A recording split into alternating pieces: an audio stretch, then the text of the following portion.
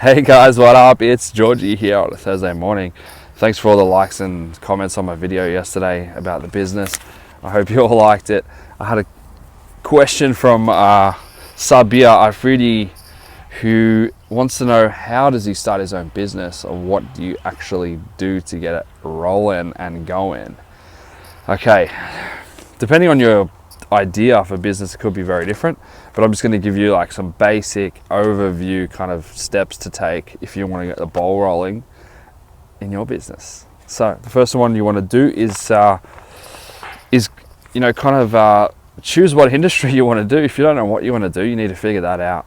Figure out where your passion is, make sure it's aligned with your passion, because that's going to feed back into it. And I'm telling you, if you don't align it with something that you're passionate about, the chances are your business will fail, or the chances of you failing is much higher. Like, you got to be passionate about it, and then from there, once you've chosen something, you want to create a business plan.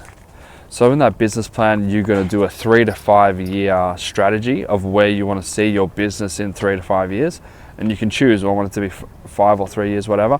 And you want to aim high. Like, don't aim small, aim big. Don't cut down your goals, don't halve them. Don't say like, I want to make a blockbuster movie and then just say, no, I'm just going to make a short film or something. Like, make sure the goal is huge. The bigger the better, because it's going to make you push harder in the short term. And you can always change your goals once you've achieved it. You're going to be putting another goal in, so you can move forward with that as well.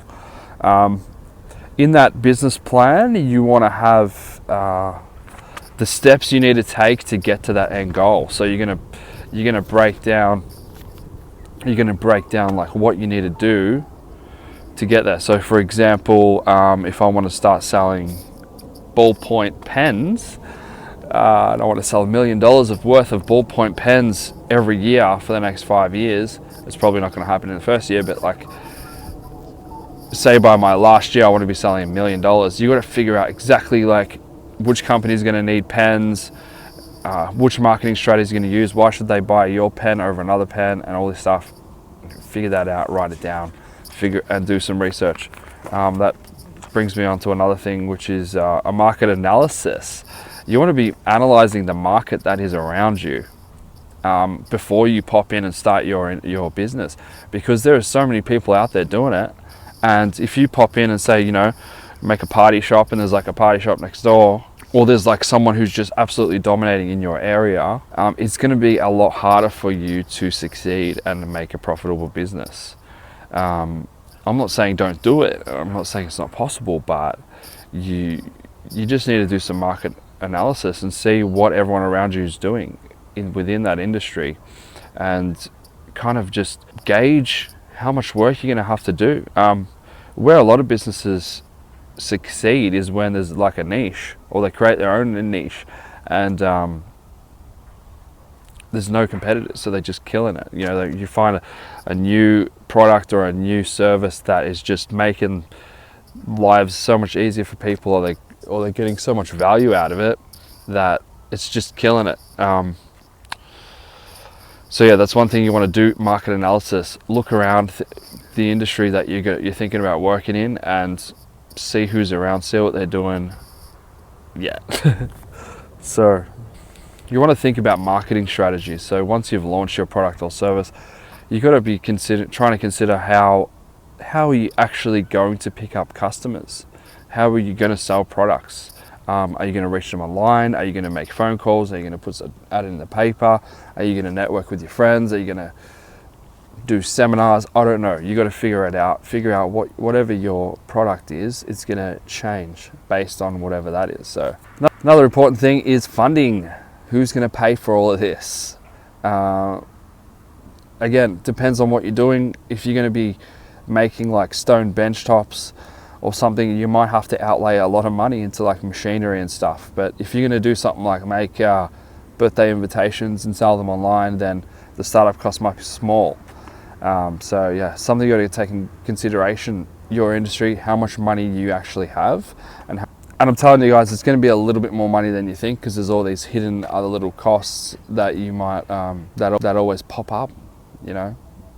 For us, it was we bought a whole lot of equipment. I think we spent about $15,000 to $20,000 on equipment when we first started, and we ordered a whole bunch of shit that just wasn't really needed, and a lot of that stuff we don't even use, and then we had to buy other stuff to replace because it just didn't work properly. So you got to be careful with what you buy at the start to keep the costs down, and you can always buy more later, but once you've bought it, then you're stuck with it, aren't you?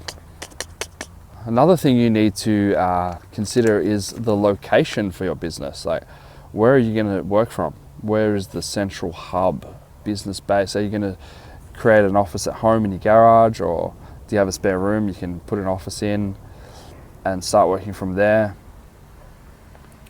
Do you need more space? Like, do you need to hire a warehouse? These are all things you want to take into consideration. Just another thing on financing. You can actually, the government at the moment here in Australia, Victoria, I'm not sure about other countries, but there's a lot of government grants actually going for small business startups just to stimulate the economy. Well, it is a really good time to be a business owner. And, the government's helping small businesses out to stimulate the economy. Hopefully there's some smart people out there that can release some smart products and create more jobs for other people that who need the jobs. Finance. So check out maybe your industry. You can get some grants and stuff. So check that out and see if you're eligible.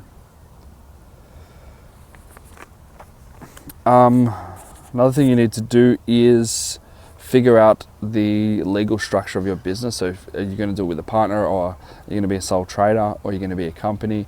You need to figure that out and register an ABN number if you're in Australia. In other countries, it's probably called something else. So yeah, figure that out. Go online, go on your local government business website, and you can register all that kind of stuff there.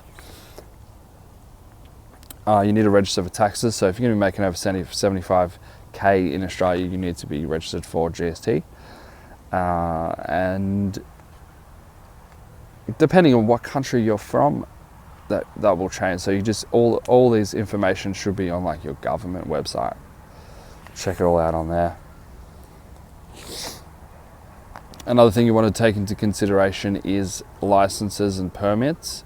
So you might need to have certain permits to work in certain places or to operate certain machinery. I know for us, we do aerial photography and drone stuff, so we've had to get a remote pilot license to legally operate that commercially. And we've got insurance for all of that kind of stuff as well. Something you want to take into consideration is public liability insurance, or whatever insurances you need for your equipment. So if something happens, you're covered, and it's like you're a professional service now. You're not like just someone stuffing around. This is the real deal. I highly recommend too that you buy genuine licensed software, because your business can be audited by companies, and when you're using these programs all the time, like on a daily basis, you want to be using genuine stuff. Like, people have put in so much time and effort into these programs.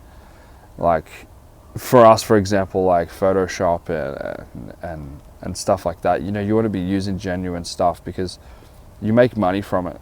You make money from using this stuff. So do the right thing and give back to the people that actually created the stuff so you can make money. Do the right thing. Another thing you need to think of is, are you going to need help with this stuff? Like, are you going to need employees? And you want to take into consideration the cost of employees. And, they also need insurance and stuff as well, work cover here in Australia.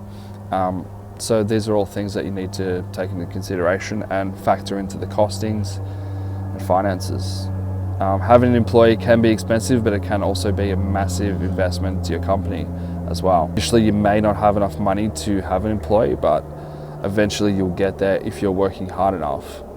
And the last thing I want to say, which is probably one of the most important things, is find a really great mentor. You want to find someone with an attitude that is just awesome, that is like can do, that is abundance related. That's someone that's in abundance. Like, they can see the opportunities, they're not scared, they've done it before, they have got results, and you want to ask that person for advice on what to do and how they started, and do research on people that have been really successful. If you want to be successful, you've got to learn from those who were once successful before. I know there's a lot of new things happening today that is a lot different to, you know, maybe 30 years ago, but there's still dudes out there that are absolutely killing it. Highly recommend, like Grant Cardone, Gary Vaynerchuk.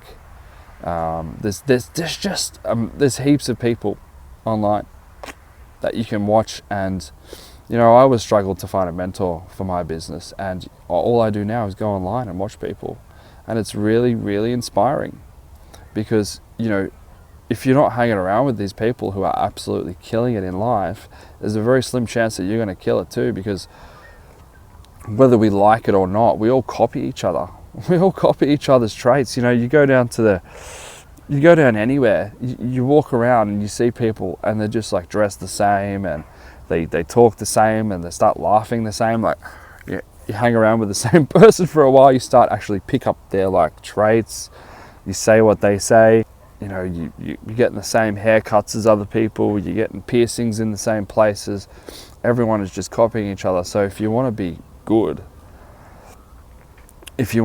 hang around with people that are doing good, or get advice from people that are doing good, or watch videos from people that are doing good.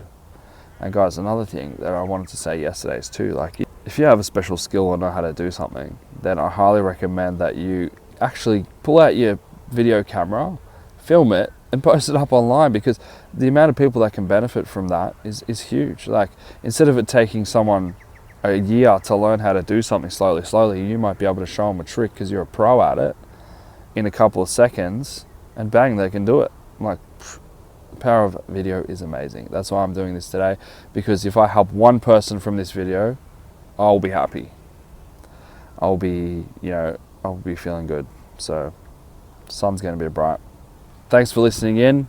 I hope you learned something. I hope you got some kind of value from this video that can help you move forward with whatever you're doing. If you guys need any help or tips for marketing, or you just got any questions about this video, or want to know more, or you need a video or something for your business, hit me up, send me a direct message. I'm happy to help you and work with you and have a chat and have a meeting or whatever. Thanks guys, have an awesome day, and I'll catch you next time. Thanks guys, next time.